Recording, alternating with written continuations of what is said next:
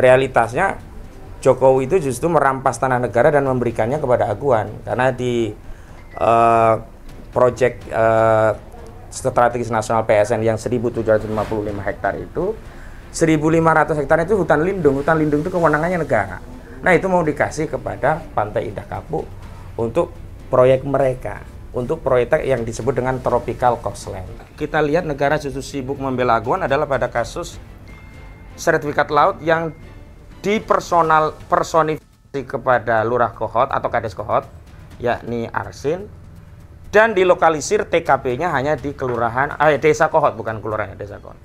Katanya pelakunya adalah Arsin Kades Kohot dan staf Arsin yang bernama T. Dugaan kami ini Tarsin yang hadir, yang kata Bang Khalid itu jangan-jangan itu staf lurah doang gitu. Nah itu, karena itu strategi untuk menyelamatkan dan melokasi terjadi sama baik di kasus pagar dan juga di kasus sertifikat. Padahal ini yang belum diketahui mayoritas publik, kejahatan di daratan ini kan baru bicara kejahatan di laut. Kejahatan di laut itu ada kejahatan pagar dan sertifikat laut. Di daratan lebih parah lagi. Di daratan itu modus operandi merampas tanah rakyat Banten itu dilakukan dengan cara apa? Dengan cara menerbitkan sertifikat yang overlap dengan tanah-tanah milik rakyat. Bismillahirrahmanirrahim. Assalamualaikum warahmatullahi wabarakatuh. Alhamdulillahirabbil alamin. Nahmaduhu wa nasta'inuhu wa nastaghfiruh.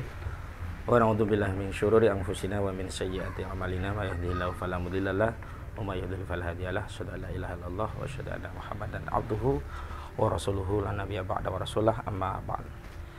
Pertama kali kami ucapkan puji syukur kehadirat Allah Subhanahu wa taala, sekaligus terima kasih kepada Kesultanan Banten yang sudah berkenan bukan hanya menerima, tapi merambut kami semua secara baik. Dan tadi masakannya enak gitu Pak ya. Luar biasa, mudah-mudahan Allah membalasnya dengan yang lebih baik, dan kami mudah-mudahan juga bisa berkesempatan suatu hari kelak gantian ke Jakarta, kami yang merambutnya begitu. Dan yang kedua, kami perkenalkan hari ini hadir bersama kami di sebelah kanan saya adalah Dr. Majen TNI Purnawirawan Dr. Samsu Jalal. Nah, kalau di zaman ABRI ya, belum berubah TNI Polri, beliau ini polisinya polisi, tapi bukan Sambu, ya polisinya tentara. Nah, karena kalau nginget Sambu jangan langsung ingat beliau. Jadi kalau ngingat ABRI, polisinya ABRI dulu, bukan hanya tentara, polisinya ABRI itu adalah beliau, Pak Samsul. Dulu TNI sama polisi. Iya, Angkatan Bersenjata Republik Indonesia sebelum ada pemisahan. Kemudian di depan kami beliau adalah Bapak ini Laksamana, kalau beliau Angkatan Darat nih hadir pula di tengah-tengah kita Angkatan Laut. Ya, Bapak Laksamana Purnawirawan TNI Pak Slamet Subianto. Pak Slamet Subianto ini mantan Kasal nggih Pak nggih. Nah, hadir bersama kami dan Masya Allah beliau dikontak, alhamdulillah langsung bisa bersama kami. Dan yang ketiga mungkin walaupun sudah kenal tetap saya perkenalkan kembali. Beliau yang paling garang, paling galak, paling concern tentang PIK 2 yang ngusir-ngusir preman. Jadi preman itu baru datang setelah beliau pergi. Jadi tahu jadwal beliau pergi. Makanya preman itu datang kalau sudah tahu jadwal beliau pergi gitu. Selama beliau ada nggak berani. Nah, beliau ini mantan Danjen Kopassus. Siapa lagi kalau bukan Pak Majen TNI Purnawirawan Sunarko gitu. Mantan Panglima juga Pak. Mantan Pangdam Aceh begitu. Dan saya sempat keliru menulis nama beliau itu nggak pakai ejaan lama. Harusnya kan Suinarko. Nah, jadi saya tulis dulu Sunarko. Ini keliru Mas. Memang harus rinci menulis nama seseorang itu kaitannya dengan pride seseorang begitu ya. Alhamdulillah. Dan memang hadir di tengah kami saya juga ajak aktivis dari Banten sendiri Pak Kiai yang hari ini hadir. Memang kami harapkan nanti juga bisa menyampaikan bagaimana kondisi perjuangan terakhir di wilayah masing-masing. Misalkan ada Kang Iwan Darmawan, ada Pak Komar, juga ada Bang Jaki dan yang lainnya hadir nanti begitu. Nanti mungkin Kang Iwan bisa juga mewakili, dan saya juga minta nanti Pak Samsu, Pak Slamet dan juga Pak Maijen Sonarko juga bisa menyampaikan. Tapi dari saya ingin menyampaikan beberapa hal. Sebelum saya lanjutkan juga kami titip salam taklim buat Sultan, aku harus baca nih kurang hafal ya, Ratu Bagus Hendra Bambang Wisanggeni Suryatmaja MPA. Kami titip salam meskipun belum bisa ketemu langsung, tapi insya Allah forum ini berkah dan ini bisa kami sampaikan kepada publik. Ada representasi kesultanan yang menerima resmi dan ini bagian dari bentuk himmah, bentuk perhatian dari Kesultanan Banten terhadap rakyat Banten yang hari ini sedang terzalimi. Mungkin kalau tadi sebagian ya baru dititipkan masjid dan orang miskin, mungkin hari ini rakyat Banten kalau boleh diambil pesannya ya hari ini sedang ingsun titip wong Banten kepada Sultan, kira-kira begitu. Karena nasib Banten hari ini tidak saja bisa ditentukan oleh rakyatnya saja, tapi juga umaroknya, juga ulamanya begitu. Yang pertama ingin saya sampaikan adalah update perkembangan 3 kali kami kemari dan pertemuan yang pertama kami sudah sampaikan akan menggugat. Perlu kami sampaikan bahwa gugatan kami yang kami ajukan kepada 8 pihak dan 1 turut tergugat itu sampai sidang mediasi ketiga tidak ada yang hadir. Jadi Aguan tidak datang, tidak hadir, Antoni Salim tidak hadir, Joko Widodo tidak hadir, Erlangga Hartarto tidak hadir, PT Pantai Indah Kapuk tidak hadir, PT Kukuh Mandiri Lestari tidak hadir, termasuk ya sahabatnya Pak Zaki, lurah-lurah ya, atau kepala desa ya, Surtawijaya dan Mas Kota juga tidak hadir begitu. Makanya terakhir gugatan dianggap gagal mediasi dan masuk pokok perkara. Sidang berikutnya adalah Senin 10 Maret 2025. Perlu kami tegaskan bahwa mediasi itu bukan berarti kami ingin damai, tapi memang ada proses prosedur harus mediasi. Dan memang kalau mediasi itu prinsipalnya tidak hadir, ya tidak bisa dilanjutkan. Kemarin pihak lawyer dari Aguan dan kawan-kawan inginnya tetap mediasi dengan mereka, karena mereka menganggap sudah mendapat kuasa untuk bermediasi. Kami tolak, karena ini sama saja penghinaan kepada rakyat. Yang menggugat itu juga purnawirawan TNI, ada 20 orang itu dari sipil dan militer. Ada purnawirawan TNI yang tergabung dalam forum Purnawirawan Pejuang Indonesia. Pimpinannya Kolonel Sugeng Waras, kemudian ada juga Aliansi Rakyat Menggugat dari Bu Menuk dan yang lainnya. Jadi kita tidak mau merendahkan diri hanya menemui kuasa, sementara kuasa itu juga tidak punya kewenangan otoritatif untuk memutus soal mediasi. Selanjutnya terkait PIK 2, selain apa yang kami lakukan secara litigasi melalui persidangan, kegiatan non litigasi yang kami lakukan itu fokusnya pada 2 hal. Yang pertama memahamkan, yang kedua memberanikan. Karena hari ini kita semua melihat, kami melihat langkah-langkah yang ditempuh oleh PIK 2 itu juga melakukan 2 langkah. Pertama pembodohan, yang kedua menakut-nakuti. Jadi membodoh-bodohi, menakut-nakuti, itu narasi mereka. Maka kami berjuang untuk memahamkan dan memberanikan. Karena umumnya keberanian itu muncul dari pemahaman. Paham baru dia berani. Sikap diam apalagi tidak berani mengambil tindakan itu biasanya berangkat dari tidak tahu masalahnya. Dan itu terkonfirmasi saat kami silaturahmi kepada Habib Rizik Syihab di Petamburan. Beliau juga amanahkan karena ya ulama-ulama dalam tanda petik kalau nahwu sorof oke, mereka jago. Tapi kalau persoalan tentang ketatanegaraan, kebijakan, proyek dan sebagainya, mereka juga menunggu waki atau fakta yang terjadi seperti apa. Makanya kemarin juga sempat kami ajak ulama untuk memahami wakinya agar tidak ikut dibodoh-bodohi dengan dalih ini ada dalil ikhyaul mawat terhadap tanah-tanah Banten, seolah-olah tanah itu terlantar sehingga Aguan itu luar biasa menghidupkan tanah mati, menghidupkan tanah terlantar sehingga harus didukung begitu. Dan kemarin dengan Bang Munarman juga kami jelaskan bahwa realitasnya Jokowi itu justru merampas tanah negara dan memberikannya kepada Aguan. Karena di proyek strategis nasional PSN yang 1.755 hektar itu 1.500 hektar itu hutan lindung. Hutan lindung itu kewenangannya negara. Nah itu mau dikasih kepada Pantai Indah Kapuk untuk proyek mereka, untuk proyek yang disebut dengan tropical coastline. Nah makanya kita juga menyebut bahwa Jokowi ini ya sebenarnya menyalahgunakan kewenangan yang merugikan negara untuk menguntungkan korporasinya Aguan. Jadi harusnya ditindak dengan pasal 2 dan pasal 3 Undang-Undang Korupsi begitu. Selanjutnya, kami memberanikan juga dalam pengertian hadir dan membersamai langsung. Karena selama ini juga masyarakat yang kami lihat di lapangan nih Pak Kiai, terutama setelah pidato Pak Prabowo Subianto menyatakan hidup Jokowi itu, kami merasa rakyat itu benar-benar jadi yatim gitu. Karena mereka jadi yatim berarti harus ada yang mengasuhnya. Tugas mengasuh rakyat kan yang utama adalah negara. Tapi begitu negara punya narasi berbeda dengan rakyat, saat rakyat menuntut adili Jokowi, sementara representasi negara yang diwakili presiden justru menyatakan hidup Jokowi, berarti kan rakyat yatim, nggak ada yang ngurusi.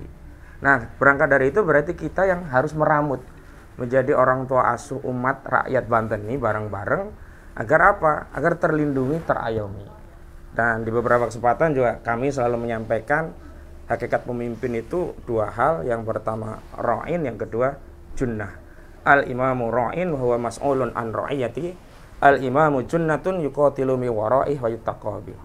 Jadi kalau kita tidak punya pemimpin yang menjadi benteng, junnah yang melindungi rakyatnya, rakyat jadi takut, khawatir. Dan sosok pemimpin yang melindungi rakyatnya ini kita kehilangan, yatim. Yang kedua juga begitu, sosok pemimpin yang ngurusi urusan rakyat juga kehilangan. Justru negara hari ini sibuk melegitimasi kejahatan aguan. Contoh, awalnya negara melalui Kementerian PUPR menyatakan ada sertifikat yang secara material dan faktual ada di laut. 263 SHGB, 117 SHM, totalnya 280.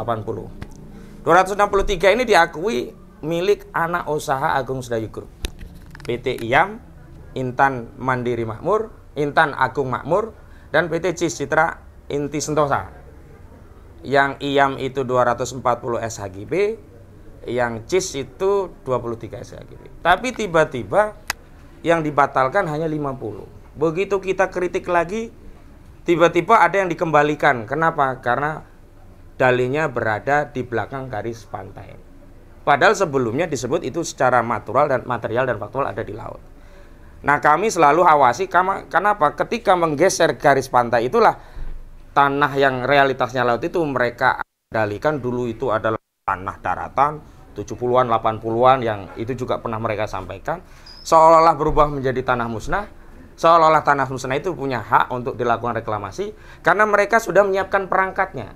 Perangkat untuk mereklamasi laut dengan dalih tanah musnah itu PP 18 2021. Ini yang sedang terus kita edukasi agar masyarakat paham bahwa laut kita itu mau dirampok, dirampas oleh aguan menggunakan kebijakan dan para pejabat yang pengkhianat.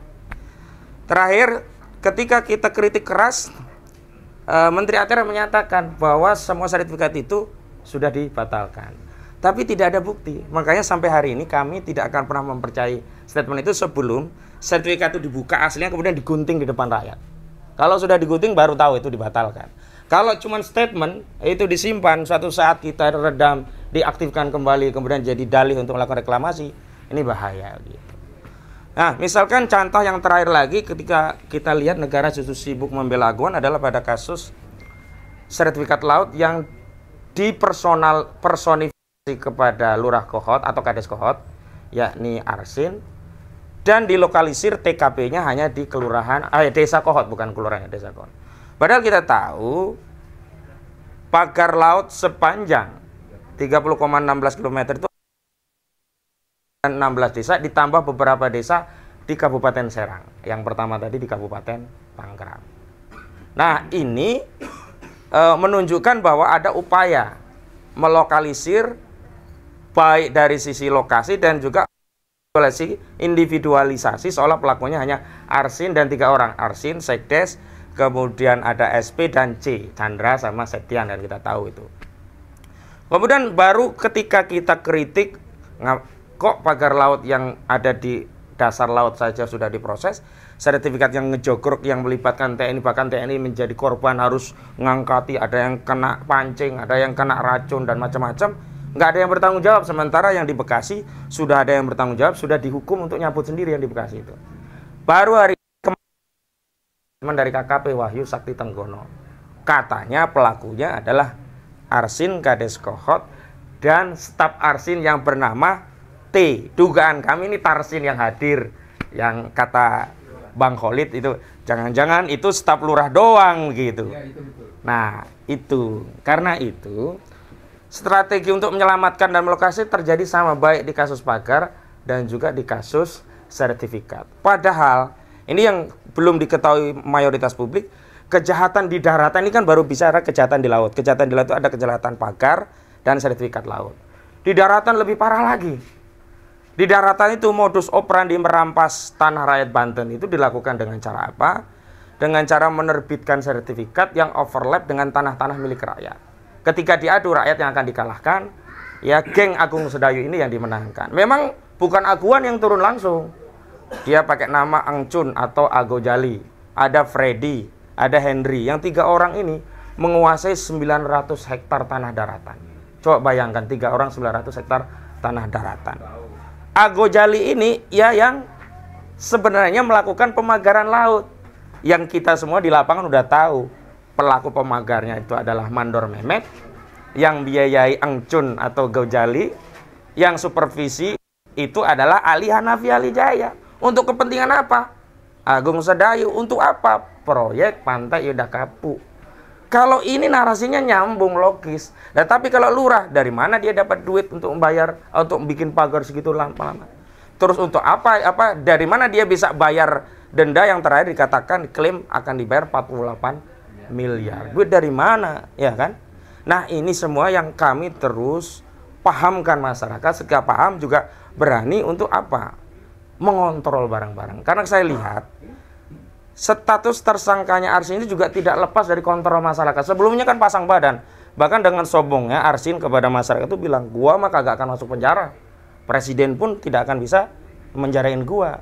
Tapi karena kita semua bergerak, alhamdulillah, tahadus bi nikmatillah, bahwa ini semua tidak lepas dari ikhtiar dan tentu saja pertolongan Allah. Tapi kita jangan terlena. Karena Arsin ini pelaku kecil dari kejahatan yang luar biasa besar. Nah, terakhir, sebelum ke yang lain, kami ingin menyampaikan tentang kondisi warga Banten. Dan ini juga terjadi di seluruh Indonesia. Mayoritas pantainya modusnya seperti itu, cara mengambilnya. Rakyat ini hari ini yatim, maka kami berharap ada arahan, bimbingan, dan petunjuk dari Kesultanan Banten. Karena secara de facto tanah ini bukan milik Republik, dulunya memang milik Kesultanan dan Raja-Raja yang ada di Republik ini. Amanahnya bumi, air, udara, serta apa yang terkandung di dalamnya dikelola oleh negara. Ingat, dikelola oleh negara, bukan dimiliki oleh negara. Dan digunakan sebesar-besarnya untuk kemakmuran rakyat. Hari ini, ya, bumi, air, tanah, dan apa yang terkandung di dalamnya itu dikelola oleh korporasi dan digunakan untuk sebesar-besarnya kemakmuran korporasi. Dalam konteks tanah Banten yang tadi jadi industri properti, digunakan sebesar-besarnya untuk keuntungan Aguan Antoni Salim. Kenapa kami selalu konsisten menyebut Aguan dan Antoni Salim? Karena 90% saham PIK 2 itu penguasanya adalah Agung Sedayu Group milik Aguan Anto Sugianto Kusuma dan Salim Group milik Antoni Salim. Nah, karena dasar dan alasan itulah kami hadir silaturahmi, mudah-mudahan nanti bisa dikasih arahan, petunjuk, dan agar apa yang kita diskusikan ini diketahui oleh rakyat Banten dan seluruh rakyat Indonesia agar terjadi konsolidasi alamiah di tengah rakyat untuk melawan kezaliman ini. Itu saja pengantar dari saya, dan selanjutnya kami mohonkan kepada Bapak Samsu Jalal untuk berkenan menyampaikan pandangannya. Silakan Pak Samsu. Terima kasih. Assalamualaikum warahmatullahi wabarakatuh.